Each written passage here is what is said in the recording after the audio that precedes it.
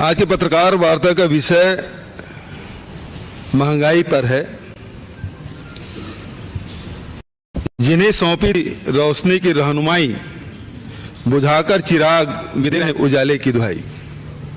आदरणीय साथियों, भारतीय जनता पार्टी की सरकार जब से आई है तब से लगातार महंगाई में वृद्धि हुई है और दूसरे तरफ आय में भारी कमी हुई है।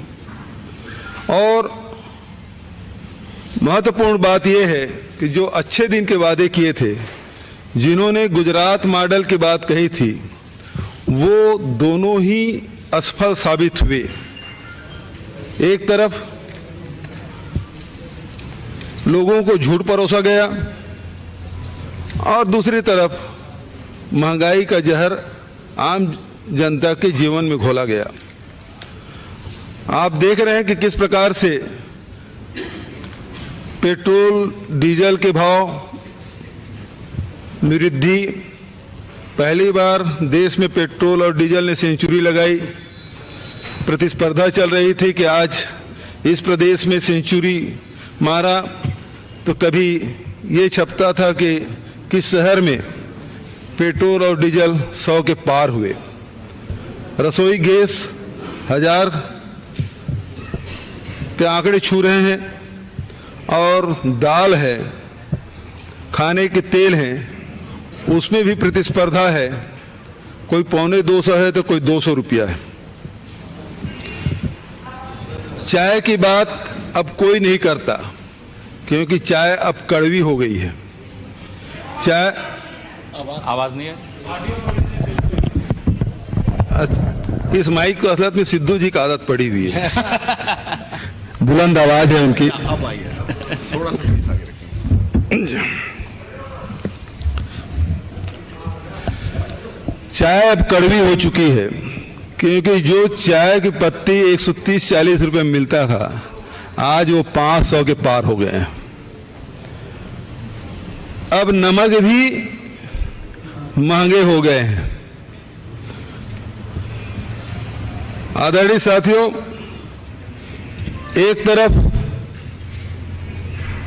महंगाई बढ़ती जा रही, जैसे जैसे महंगाई बढ़ती जा रही है, भारतीय जनता पार्टी के जो संपत्ति है उसमें इजाफा हो रहा है।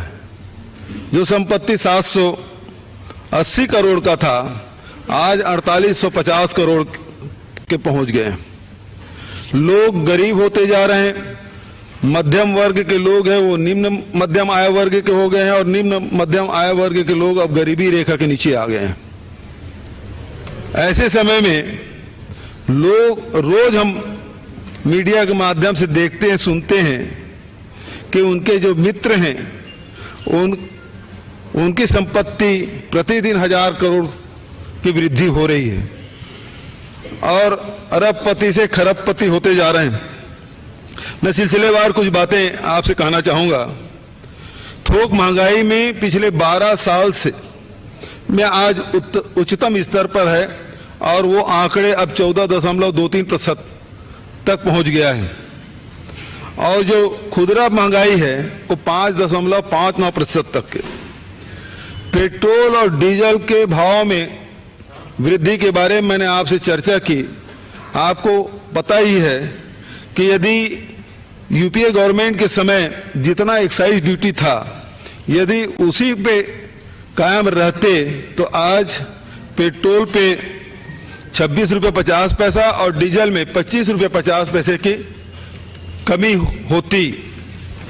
अंतर्राष्ट्रीय यदि क्रूड ऑयल की कीमत आप देखेंगे, यूपीए के समय में $108 प्रति बैरल था, अब घट के वो $73 प्रति बैरल होने के बावजूद भी पेट्रोल डीजल यूपीए सरकार के समय से कई गुना वृद्धि हुई है। और इस प्रकार से जो एक्साइज ड्यूटी लगाया गया है उसके कारण से आम जनता के जेब से लगभग 24 लाख करोड़ रुपया भारत सरकार ने वसूले। पहले कुछ हिस्से राज्यों को मिलता था, एक्साइज ड्यूटी कभी भी मिलता है, लेकिन पिछले साल निर्मला सीतारमण जी ने जो बजट प्रस्तुत किया उसमें उन्होंने शेष लगा दिया और शेष के कारण से वो राशि केवल केंद्र सरकार, भारत सरकार के पास ही रहना है, राज्यों को उसका हिस्सा नहीं मिल पा रहा है। घरेलू गैस और कमर्शियल गैस, पीएनजी और सीएनजी की स्थिति के बारे में आप सभी जानते हैं। सबके घर में रसोई गैस है, पहले 410 रुपया था और उसके बाद मोदी जी ने सबको फ्री में गैस सिलेंडर बांटा। लोग बड़े खुश थे कि सबको गैस सिलेंडर मिल रहा है, लेकिन जैसे गैस सिलेंडर सबके घरों में पहुंचा, गरीबों के घर में पहुंचा, वैसे ही गैस सिलेंडर की कीमत 410 रुपये से बढ़ के अब 900 1000 रुपया हो गया है। इसका मतलब उनका उद्देश्य आम जनता के घरों में ये जो लकड़ी है या उपले हैं इससे निजात दिलाना नहीं था, बल्कि अपने मित्र को उसका व्यापार बढ़ाने के लिए ये व्यवस्था उन्होंने की है। उसी प्रकार से आप देखेंगे कि गैस के जो अंतर्राष्ट्रीय कीमत है वो $880 था और उसके अभी वर्तमान में है, और पहले जो हमारी सरकार थी उसमें 775। तो इस प्रकार से देखें 105 मीट्रिक टन गैस की कीमत में वृद्धि हुई है। इसका मतलब 125% की वृद्धि इस समय है। और उसी प्रकार से आप देखेंगे जो पकोड़ा तल के रोजगार प्राप्त करने की बात करते थे, रेहड़ी, खोमचे, ढाबे, हलवाई दुकान, रेस्टोरेंट, उसमें जो इस्तेमाल होने वाले गैस सिलेंडर है उसकी कीमत भी 2000 रुपया पार कर गया है। रेल भाड़ा की बात करें तो रेल में पहले जो कीमत थी और अब में इतना अंतर आ गया है। कांग्रेस के समय में यात्री जो भाड़ा है वो 32 पैसे प्रति किलोमीटर था, अब वो बढ़ के ₹1.10 हो गया है। इसका मतलब यह है कि 343% की वृद्धि। जो प्लेटफॉर्म टिकट ₹2 मिलता था अब वो बढ़ के 30 रुपया हो गया है। मतलब जनता को लूटने में कोई कसर ये सरकार नहीं छोड़ रही है। और महंगाई के जो प्रभाव किस प्रकार से हमारे जीवन में पड़ रहा है, आप देखे होंगे कि अभी 1 जनवरी से कपड़ों में भी 5% से बढ़ाकर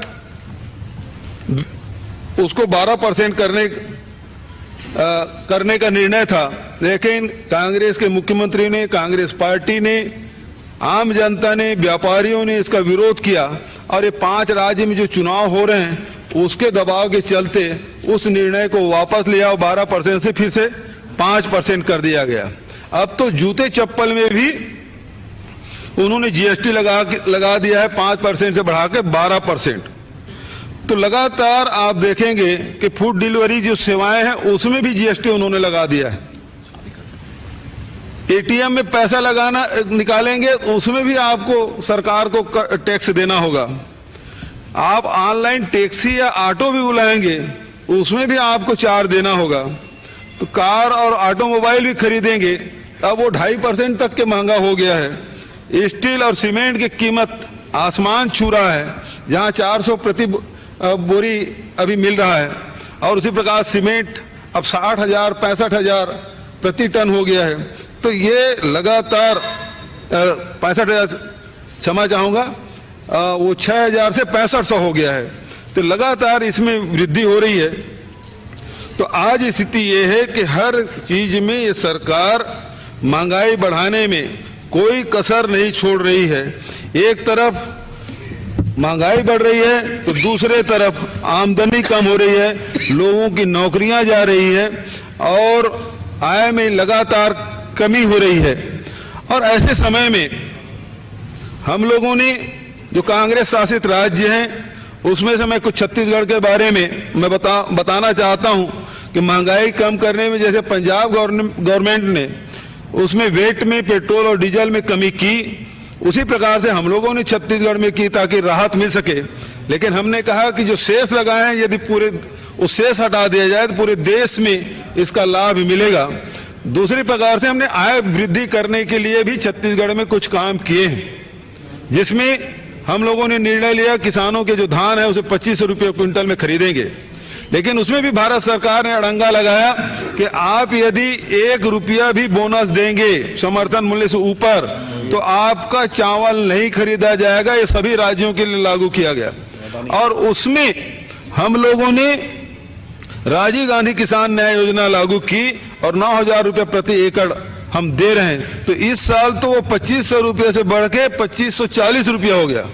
जहां पंजाब, हरियाणा, उत्तर प्रदेश, राजस्थान के किसानों ने लगातार 14 महीना जो आंदोलन किया और 3 काले कानून वापस करने की बात कही, पंजाब, राजस्थान, छत्तीसगढ़ जैसे गैर भाजपा शासित राज्यों ने विधानसभा में इसका विरोध किया, प्रस्ताव पारित किया। उसके बाद भी वो 14 महीने तक के किसान डटे रहे। भारत सरकार कभी उन्हें ठलुआ कहते रहे, कभी पाकिस्तान के एजेंट कहते रहे, कभी वो चीन परस्ती कहते रहे। तो हर प्रकार से अपमानित करने का काम किया। उसके बाद भी किसान डटे रहे, हम सबका समर्थन रहा। जब चुनाव नजदीक आया तब उन्होंने कहा इसे हम वापस लेते हैं 3 काले कानून, लेकिन उसके जो पंचायत मंत्री हैं, कृषि मंत्री, उन्होंने फिर से कह दिया ये कानून अच्छा है और हम कभी भी ला सकते हैं। इसका मतलब उसकी नीयत ये है किसानों के आय किस प्रकार से कम हो। तो उसके लिए 2 काम उन्होंने किए।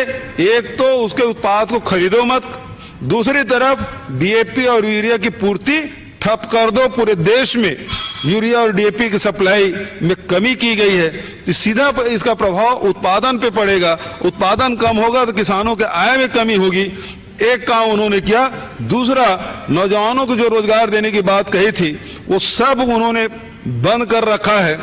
तो आज बेरोजगार जो 2 करोड़ लोगों को रोजगार देने की बात कही थी वो रोजगार तो मिल नहीं रहा है। जो रोजगार प्राप्त थे उनके भी रोजगार छीन गए इस कोरोना काल में, नोटबंदी और जीएसटी के कारण से। तो लगातार किसानों को दाम नहीं देना और नौजवानों को काम नहीं देना, इस नीति पे ये सरकार चल रही है। तो ये आज के विषय था जिसके बारे में मैंने चर्चा की। अब ये सवाल करेंगे या फिर सिद्धू जी बोले? एक बार वो किताब हम लोग सब मिलके, सिद्धू जी अगर आपकी अनुमति हो तो लॉन्च कर दें।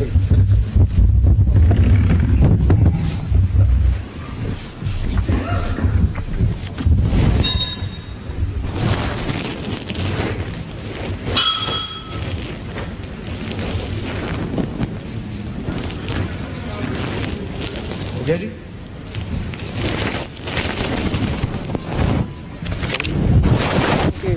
जी कुर्सी मैं आप अपना तोड़ दूँ। अरे जी जी, सबसे पहले तो मैं बघेल साहब का खैर मकदम करता हूं। पुराने दोस्त हैं, चुनाव में भी मैंने इनके साथ काफी अरसा बिताया। बहुत ही परिपक्व पॉलिटिशियन है, लीडिंग लाइक कांग्रेस के बड़े नेताओं में। उसके अलावा I welcome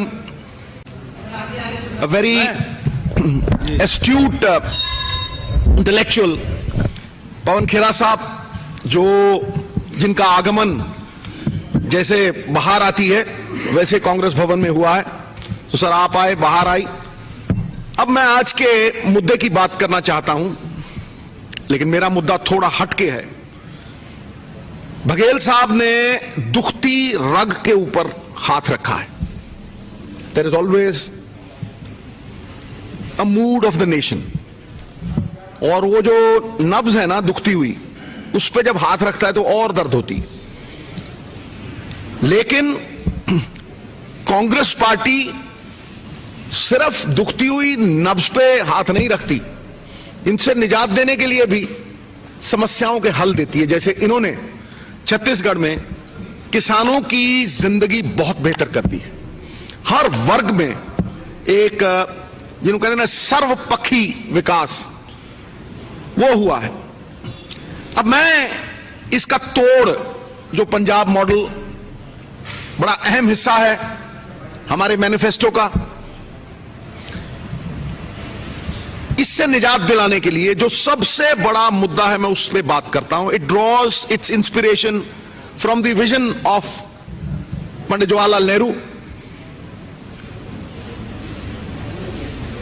अंबेडकर साहब और ये बाबा नानक की जो हमारी सबसे बड़ी राह दी गई है कि नानक नाम चढ़दी कला तेरे पाने सरबत दा भला, ये कांग्रेस पार्टी का सबसे बड़ा इंस्पिरेशन है इस इलेक्शन में। फिर चाहे वो समाज का कोई भी वर्ग हो, किसान, महिलाएं, यूथ, लेबर, एम्प्लॉइज, और एम्प्लॉइज मैं कैटेगोरिकली बोल रहा हूं, व्यापारी या फिर कारोबारी, ये जो मैं आपके सामने लाया हूं बड़ा केयरफुली रिसर्च्ड है, बैक्ड विद प्रॉपर पॉलिसी, और उसके साथ साथ it is driven by ample funds that I will talk about. वो रिसोर्स क्या होगा माफिया को मार के, मैं उसके बारे में बहुत बात कर चुका हूं, लेकिन आज का इलेक्शन का सबसे बड़ा मुद्दा जो राहुल गांधी जी एक नई सोच, नई उमंग और नई तरंग के साथ लेके आए हैं, वो है एम्प्लॉयमेंट साहब, रोजगार। कोई कुछ कहता रहे, इस इलेक्शन में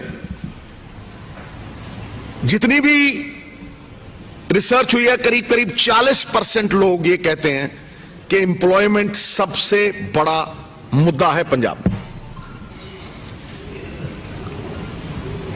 पंजाब की उसारी के लिए, उसके उत्थान के लिए एक नई सोच की जरूरत है जो सबका भला कर सके, एक नई सोच जो अगली पीढ़ी में निवेश कर सके। हम अगले इलेक्शन के लिए नहीं, अगली पीढ़ी के लिए लड़ रहे हैं, जो बेटियों को पढ़ाने के लिए हौसला दे सके, जो एक नई सोच युवा को रोजगार दे सके, उसे काबिल बना सके, खुद मुख्तियार अपने पैरों पे खड़ा कर सके, और उसे यह एहसास दे सके कि आप you are not a job seeker, you are a job creator.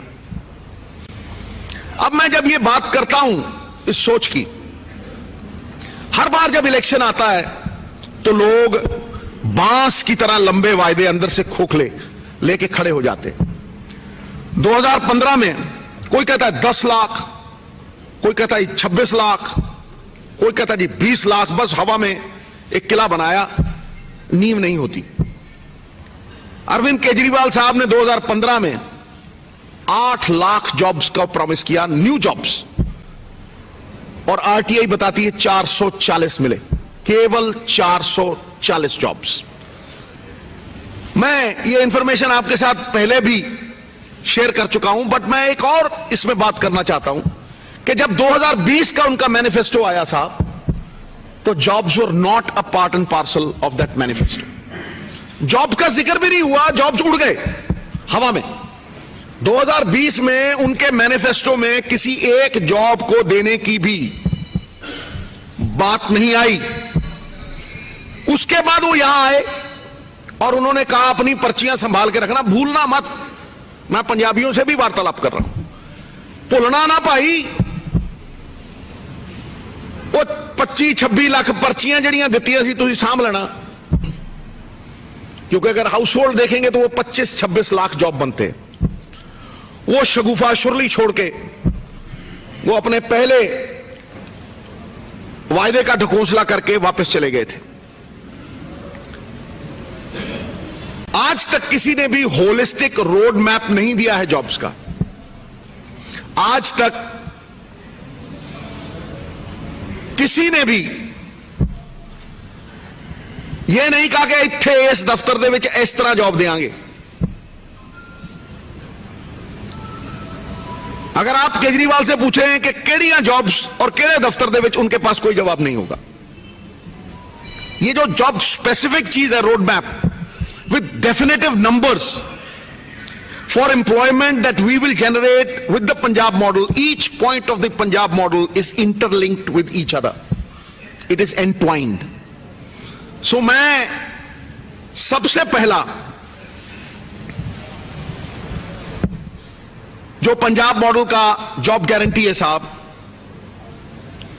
वो ये है कि हम लोग 5 lakh jobs in the next 5 years urban employment guarantee mission,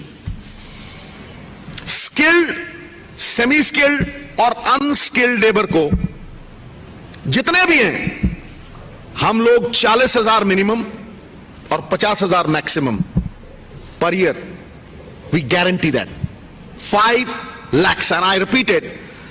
इसमें जो सर्विसेज की बात की गई है, चाहे वो ब्यूटिफिकेशन हो, चाहे वो शहर को साफ करने की बात हो, चाहे कोई और सफाई का मुद्दा हो, हम ओपन एंडेड गारंटी नहीं दे रहे। हम आपको बता रहे हैं कि चाहे वो डिजिटल पंजाब लोगों की सरकार लोगों के द्वार जाए और 170 सर्विसेज, चाहे वो birth certificate, death certificate, licences,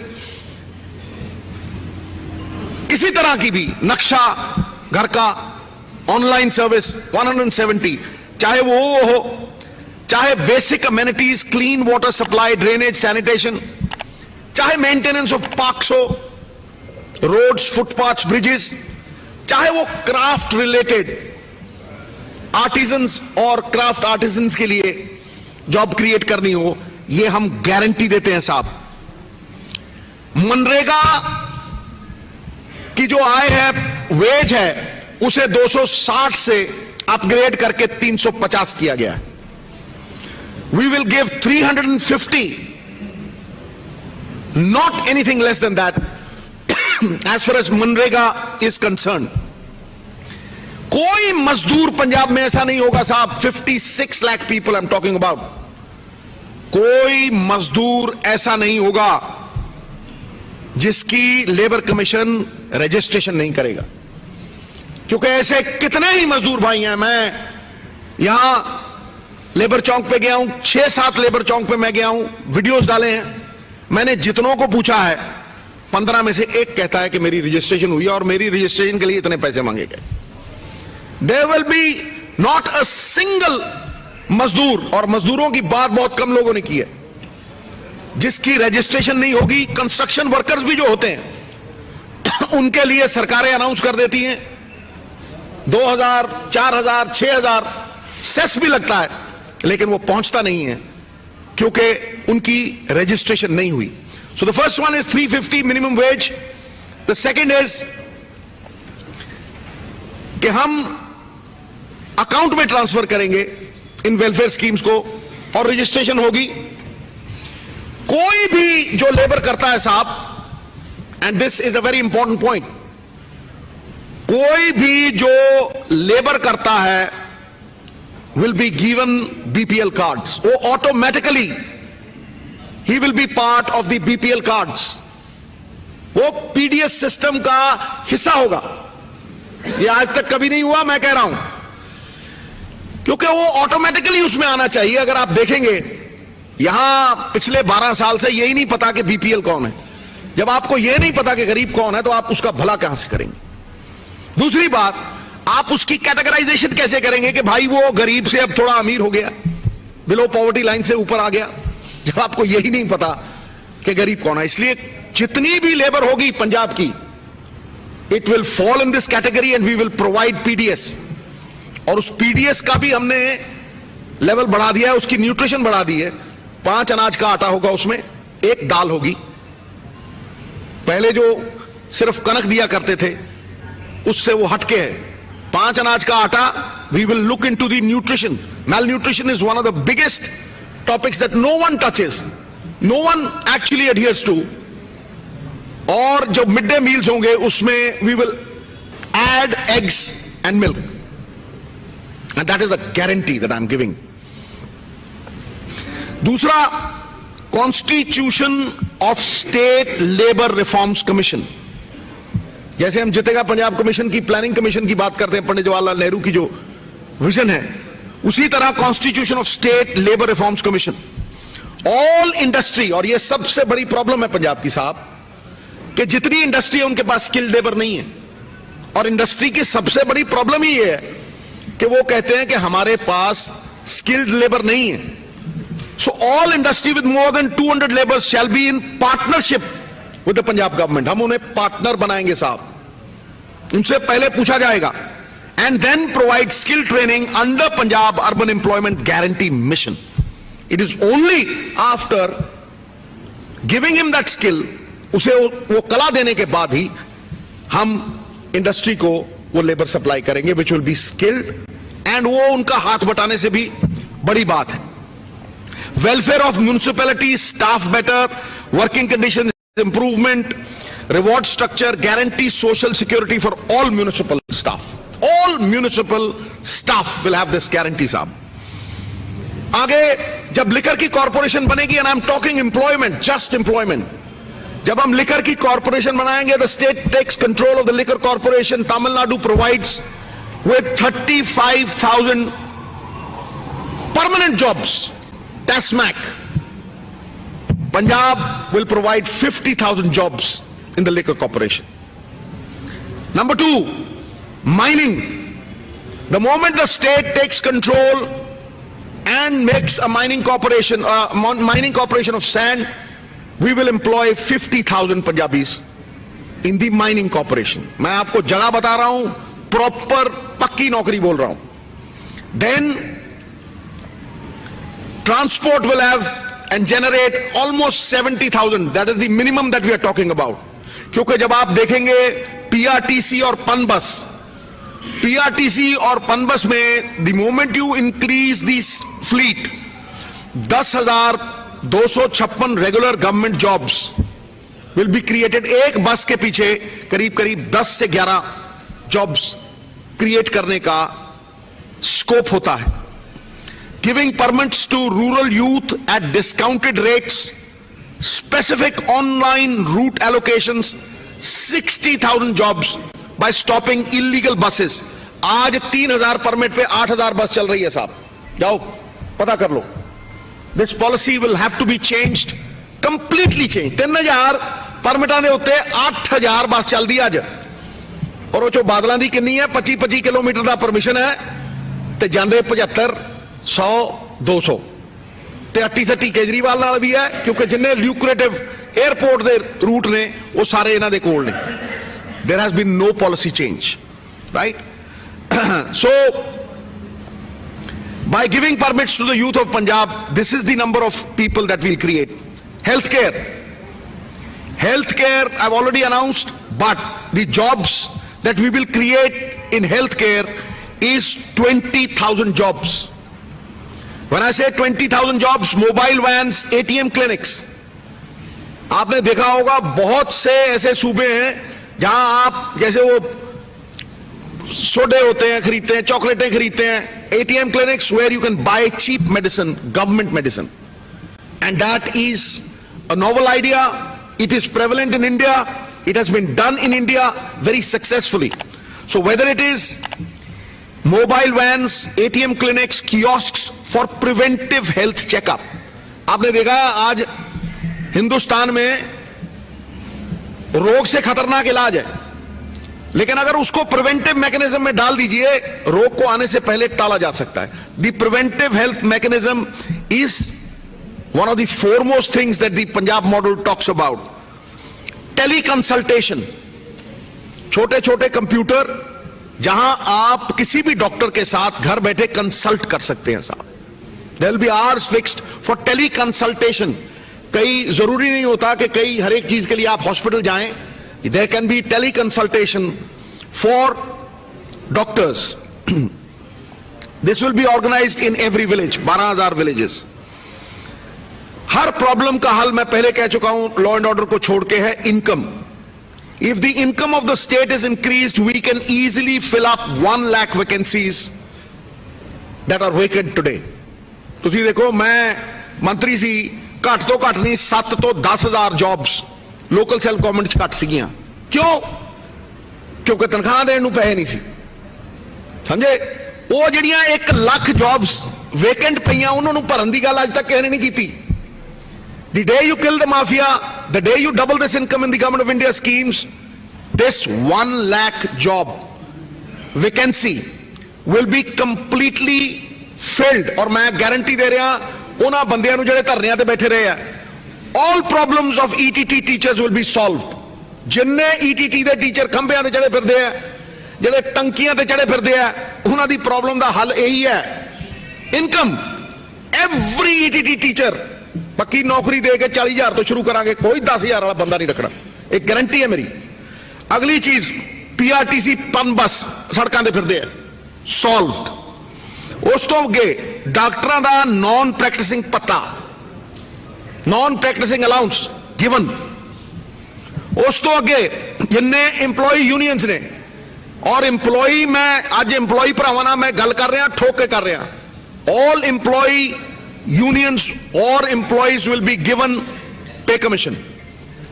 पे कमीशन पिछले 20 साल देख लो, पे कमीशन आता दिसंबर च या नवंबर च, फिर कहते जी मीटिंग करो, फिर कहते जी भाजो, फिर कहते जी आ जाओ, फिर कहते ना जाओ, हुंदा कख नहीं, क्योंकि पल्ले ही कख नहीं, जिदी कोठी दाने उहदे कमले भी सियाने।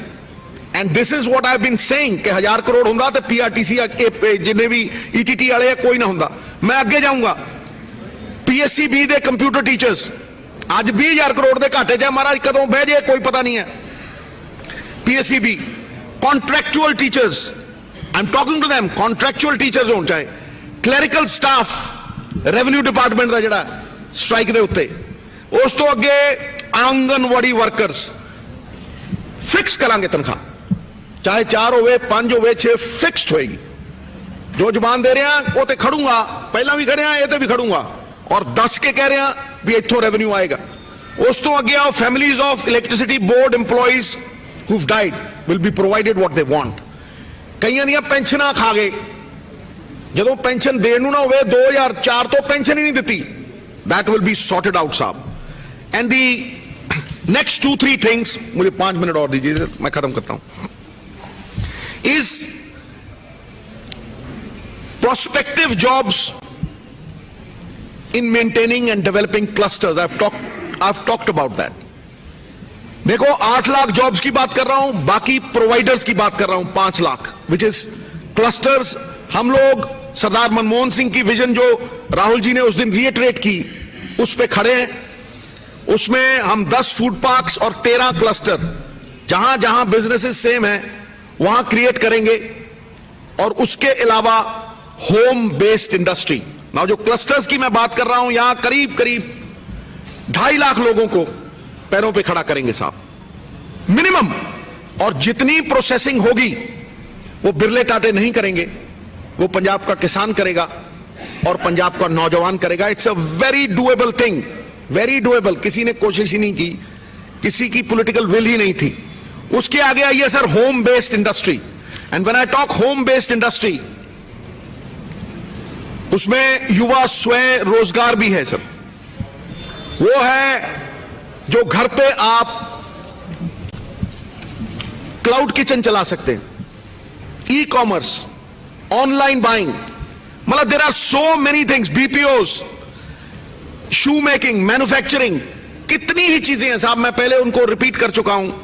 वो हम 2 लाख से 16 लाख का जो लोन है इंटरेस्ट फ्री, वो देके we will create sir 1,000 crore रुपए का seed fund for groups of youth who want jobs, whether it is IT, BPOs, website designing, hotels, travel agencies, transport and logistics, property management, medicine, all that। ये मेरा दावा नहीं है, ये guarantee है, और इसका एक रोड मैप है। ये हवाई नहीं है, आ लो जी 15 देतियां, आ लो जी 30 लाख देतियां, आ लो जी, ये जिदा छोले वंडी दे हुंदे है, ये उदा नहीं वंडिया जा रहा। ये एक प्रॉपर रिसर्च दे नाल साहब, चाहे वो नौजवान होवे, चाहे मजदूर होवे, ते चाहे किसान होवे, चाहे फूड प्रोसेसिंग होवे, this is a proper plan. 1 lakh self help groups for women, examples of business opportunities, health care, education, Microsoft, ये सब साहब वी विल डू इट। और कोई जवाक बाहर पढ़ नहीं देंगे।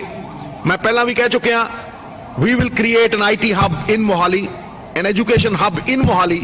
All those who go to Gurgaon, to Bangalore will study here। And the last thing that I want to talk about, the companies will start operations over here, whether it is Amritsar, which will be created into a tourism hub, and medical tourism 5 lakh ਦਾ ਇਲਾਜ ਹੁੰਦਾ ਹੈ America ਦੇ ਵਿੱਚ, ਇੱਥੇ ਹੁੰਦਾ 50,000 ਦਾ। ਇਸ ਤਰ੍ਹਾਂ ਹੀ ਗੋਡਾ ਚੱਪਣੀ ਬਦਲਵਾਉਣੀ, ਵਾਜਪਾਈ ਸਾਹਿਬ ਨੇ ਵੀ ਬਦਲਵਾਈ ਸੀ, ਚੱਪਣੀ ਬਦਲਵਾਉਣੀ ਹੈ ਤੇ 2 ਲੱਖ 1.5 2 ਲੱਖ ਜਿੱਥੇ ਲੱਗਦਾ ਇੱਥੇ 50,000 ਹੁੰਦਾ। Therefore all this is our plan to create jobs. There will be 8 lakh jobs, 5 lakh providers. Now I rest my case and I open it to Baghel साहब। पहला आप Baghel साहब ਨੂੰ ਪੁੱਛੋ। जी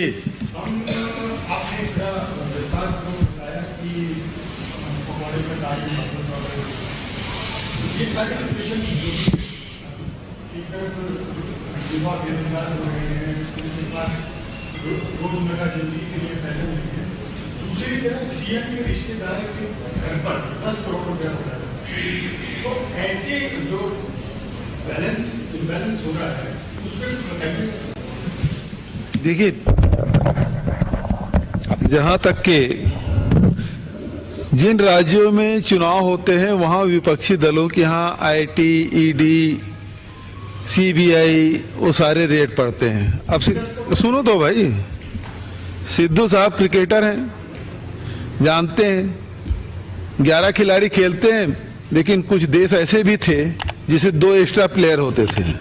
तो अभी जो चुनाव हो रहे हैं तो भारतीय जनता पार्टी चुनाव लड़ रही है, वहां तक तो ठीक है, लेकिन उसके साथ साथ सीबीआई, ईडी, आईटी, ये डीआरआई वो सारे लोग भी लड़ाई लड़ रहे हैं। तो ये वो तो तय होगा जब पूरा कोर्ट में केस जाएगा। आज आपने बता दिया 10 करोड़, लेकिन हकीकत कितना है जब कोर्ट में प्रूफ करेगा। ये तो देखिए, ये मैं अभी नहीं कह रहा हूं, लेकिन प्रूफ आप जो कह रहे हैं हम उसी की बात तो मान नहीं लेंगे। वो तो चुनाव है और चुनाव के कारण से इस प्रकार से उन्होंने बात कह दी और उसी को हम लोग पकड़ लिए। लेकिन हकीकत में वो सत्य तब साबित होगा जब वो कोर्ट में खड़ा होगा, तब वो सच्चाई सामने आएगी। लेकिन तब तक के तो पंजाब की नदियों से पानी बहुत बह चुका होगा। तो ये कोशिश इनकी यही है कि जिस प्रकार से 15 लाख हर घर हर परिवार को मिलेगा, 2 करोड़ लोगों को नौकरी मिलेगी, काले धन पूरे समाप्त हो जाएंगे। अब जब मोदी जी नोटबंदी करके पूरा काला धन समाप्त कर दिया साहब, तो ये कहां से आ गया पैसा?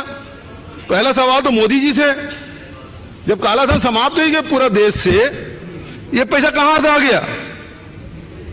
इसका जवाब तो पहले मोदी जी को देना चाहिए। जब काले धन है ही नहीं देश में तो फिर पकड़ा कहां से गया? बड़ा इंपॉर्टेंट है। अरे देखिए, मैं आपसे बात नहीं कर रहा हूं भाई, आप एक सवाल कर लिए भाई साहब, अब आप बोलिए। अब आप पूछिए। एक सेकंड, देखिए आपका देश यार एक मिनट रुक, एक है बंदा। 2 सवाल है। एक सब ਤੁਹਾਨੂੰ ਮੈਂ ਜੋ ਕੀਤਾ ਸਰ, ਇਹ ਕਹਿੰਦੇ ਵੀ ਤੁਸੀਂ ਲਾਸਟ ਵਿੱਚ ਲਗਾਤਾਰ ਅਨਾਉਂਸਮੈਂਟ ਕਰਦੇ ਆ ਰਹੇ ਹੋ, ਵੈਲਫੇਅਰ ਨੂੰ ਲੈ ਕੇ, ਲੱਗਦਾ ਪੰਜਾਬ ਬੋਰਡ ਨੂੰ ਲੈ ਕੇ ਕਾਫੀ ਚੀਜ਼ਾਂ ਤੁਸੀਂ ਦੱਸੀਆਂ ਜੋ ਅਸੀਂ ਕਰੋਗੇ ਸਰਕਾਰ ਬਣਨ ਤੋਂ ਬਾਅਦ ਜਾਂ ਕਰਨ ਕੁਝ ਕੀਤੇ ਕਿ ਸਰਕਾਰ ਤੋਂ ਬਾਅਦ ਬਹੁਤ ਕੁਝ ਕਰਾਂਗੇ। ਸਰ ਮੇਰਾ ਸਵਾਲ ਇਹ ਹੈ ਕਿ ਵੋਟਰ ਦਾ ਇੱਕ ਹੈ, ਮੇਰੇ ਕੰਮ ਵੋਟਰ ਇੱਕ ਹੈ, ਸਮਝਾਉਣ ਵਾਲੇ ਨੂੰ 6। ਸਰ ਮੇਰੇ ਤੇ ਜੋ ਤੁਸੀਂ ਅੱਜ ਅਨਾਉਂਸਮੈਂਟ ਕਰਕੇ ਜਾਂਦੇ ਹੋ, ਜੋ ਕਹਿੰਦੇ ਹੋ ਸਰ, ਇਹ ਤੁਹਾਡਾ ਜਿਹੜੇ 17 ਉਮੀਦਵਾਰ ਖੜੇ ਨੇ ਉਹਨੂੰ ਸਰ ਕਿੱਦਾਂ ਪਹੁੰਚਾਉਣੇ, ਕਿਉਂਕਿ ਸਮਾਂ ਬੜਾ ਘੱਟ ਹੈ, ਤੁਸੀਂ ਅਨਾਉਂਸਮੈਂਟ ਕਰ ਰਹੇ ਹੋ ਕਿ ਇਹਨੂੰ ਗਰਾਊਂਡ ਲੈਵਲ ਤੇ ਇੱਕ ਵੋਟਰ ਨੂੰ ਸਮਝਾਉਣਾ, ਕਹਿਣਾ ਕੀ ਮੈਕੈਨਿਜ਼ਮ ਥੋੜਾ ਰਹੇਗਾ ਅੱਗੇ, ਕਿਉਂਕਿ ਬਹੁਤ ਇੱਥੇ ਲੱਗਦਾ ਹੈ ਜੋ ਰਾਜਸਥਾਨ ਨੂੰ ਜਾਣਾ। Got it. सेकंड क्वेश्चन मेरा आप ही है कि सब छोटी सी ये सवाल आपसे कि मेरे से? नहीं, पहला मेरे। ये दूसरा है आपके। बाजार क्लिनिक है थोड़ा जी। स्कीम हैगी है, वो स्कीम ਜਿਹੜੀ ਕਿ ਸਾਡੇ ਅਫਸਰ ਸਿੱਧੂ ਸਾਹਿਬ ਹੈ, ਬਾਕੀ ਵੀ ਕਹਿੰਦੇ ਆ ਕਿ ਜਿਹੜਾ ਮਾਡਲ ਹੈਗਾ ਦਿੱਲੀ ਮਾਡਲ ਉਹ ਟੋਟਲੀ ਫੇਲ ਹੈਗਾ।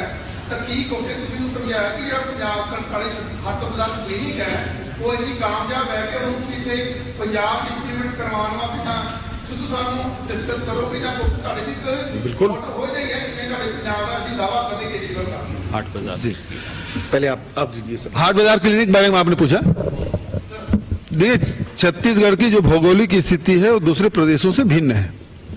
44% जंगल है साहब और वहां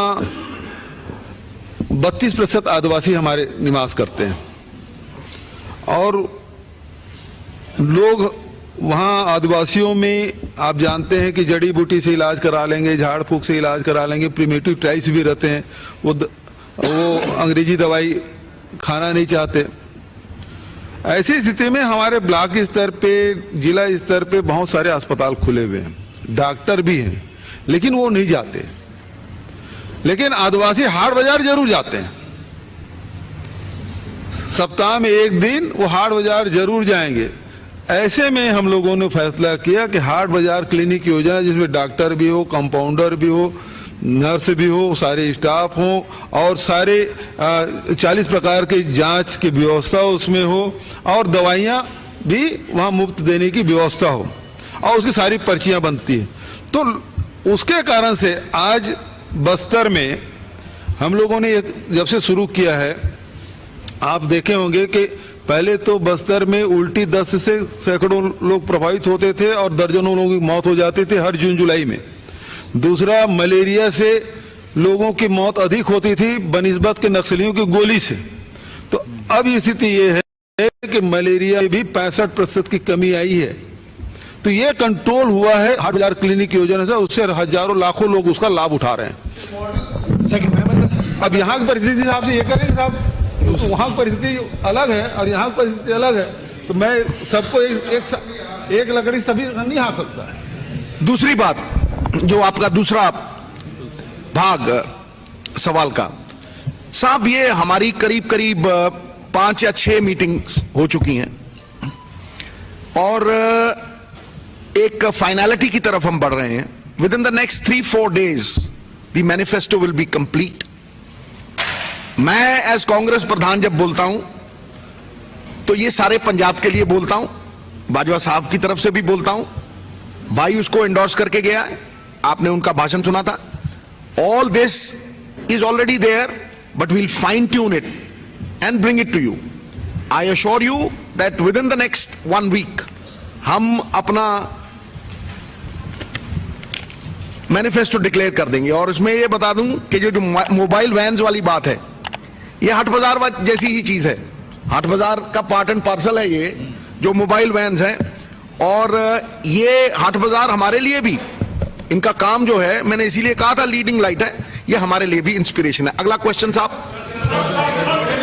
ऐसे नहीं, कैसे, कोई सवाल ही नहीं होगा ना, ऐसे सवाल नहीं होगा ना यार, रुक जाओ, ऐसे नहीं यार, प्लीज ऐसे नहीं होगा जी। राहुल गांधी जी पीछे आए और उन्होंने वो मुख्यमंत्री वाली दुखती रग में फिर हाथ रख दिया। ऐसी कोई दुखती रग है ही नहीं। ये सवाल इसलिए पूछ रहा हूं मैं कि हर स्टेट के अंदर कांग्रेस स्टेट्स जो भी हैं, चाहे छत्तीसगढ़ हो, चाहे राजस्थान हो, चाहे पंजाब हो, चाहे उत्तराखंड हो, ये दुखती रग का निवारण क्यों नहीं करते? आपको धन्यवाद कि उत्तराखंड को हमारे कांग्रेस ने पहले से डिक्लेयर करते, उसके लिए धन्यवाद। देखिए दैट इज, एक बात आप समझ लीजिए, 1 मिनट यार, मैं जवाब दूं फिर आप थोड़ा उत्तेजित मत ना हो यार। सब्र जो है जीवन के हर मकसद का दरवाजा खोलता है गुरु, थोड़ा सा। आपने जो सवाल पूछा साहब, मैं उसको कितनी बार उसका उत्तर दे चुका हूं। हमारी एक हाई कमांड है, the highest command that we have, हम उन्हें कहते हैं your wish is our command. जो फैसला वो करेंगे, वहां दोनों ने खड़े होकर बोला, सब इस बात को मानते हैं कि जो हमारी हाई कमांड फैसला करेगी इन बिन पूरा होगा और सब मिलके वो आज्ञा पालन करेगी। अगला सवाल साहब।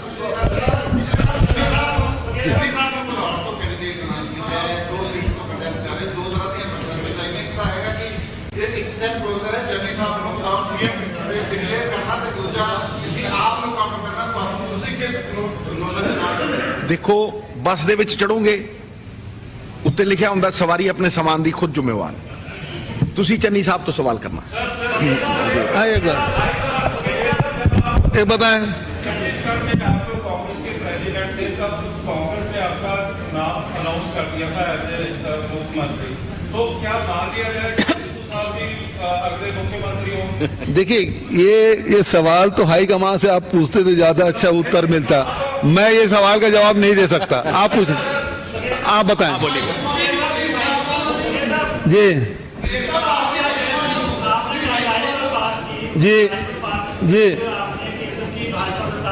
जी आपके बगल में बैठे रमजोत सिंह, उन्होंने बात की रेत माफिया पर, ड्रग यहाँ जाप किस प्रकार से दिया जाए उसके बारे में बात की। वो राहुल जी ने भी की। आप दूसरे तरफ मत ले जाइए। इन्होंने जाप कैसे लोगों को मिलेगा उस पर बात की। यस। हाँ, आप कहा पूछा। एक मिनट, अरे एक मिनट सुनो भाई, एक सवाल तो हाँ मैं ले रहा हूँ, लेकिन आप एक साथ ही नहीं होने दे रहे हैं। हाँ बोलिए। क्यों? मैं जवाब दूंगा। ये मैं जवाब दूंगा। एक मिनट के लिए मैं एक मिनट के लिए आप जो कह रहे हैं कि आप तो जबरदस्ती अपने शब्दों को सिद्धू साहब के मुंह में डाल रहे हैं, इसके लिए मैं क्षमा चाहूंगा। इन्होंने पूरा आज महंगाई पे प्रेस कॉन्फ्रेंस है, और मैंने शुरुआत में जो बात कही, एक तरफ भारतीय जनता पार्टी की केंद्र में सरकार है जो लगातार महंगाई बढ़ाया भी है, और दूसरे तरफ आय में कमी की, इसका उल्लेख मैंने किया। और सिद्धू साहब ने किस प्रकार से पंजाब के लोगों को हम जवाब देंगे, इसके बारे में बड़े विस्तार से बताया। और मैं आपको बताना चाहूंगा कि हमारी सरकार जहां भी है, हम लगातार लोगों के आय किस प्रकार से बढ़े इसके बारे में हम काम कर रहे हैं, चाहे छत्तीसगढ़ में हो, चाहे राजस्थान में हो, चाहे वो पंजाब में हो। हमारी कोशिश यही है कि लोगों का आय बढ़े। यही हमारे नेता राहुल जी के जो सोच है वो यही है, लोगों का आय किस प्रकार से बढ़े। तो आप दूसरे तरफ डाइवर्ट कर रहे हैं।